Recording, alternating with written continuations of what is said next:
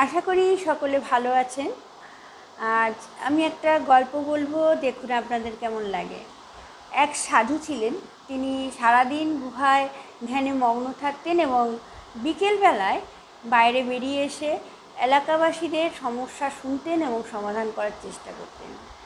কিছু লোক ছিল রোজ একই সমস্যা নিয়ে আসতেন এবং কান্নাকাটি করতেন। সাধু একদিন কিছু কৌতুকের গল্প বললেন এবং তাতে সকলে উপস্থিত যারা ছিলেন তারা সকলে অট্টহাসিতে ফেটে পড়লেন।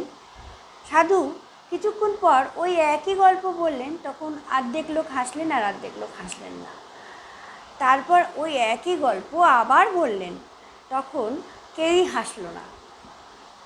তখন সাধু বললেন যে একই সমস্যা নিয়ে রোজ তোমরা কান্নাকাটি করতে পারো, কিন্তু একই কৌতুকে কিন্তু হাসতে পারো না। অর্থাৎ সমস্যা যত তুমি বলবে তত সেটা সমাধান তো হবেই না, উপরন্তু সমস্যাটা বেড়েই চলবে। তা এরপর থেকে ওই যারা রোজ একই সমস্যা নিয়ে আসতো তারা আর সেই সমস্যা নিয়ে আসলো না। তো বন্ধুরা, আমার গল্পটা কেমন লাগলো অবশ্যই জানাবেন আর আমার সঙ্গে থাকবেন।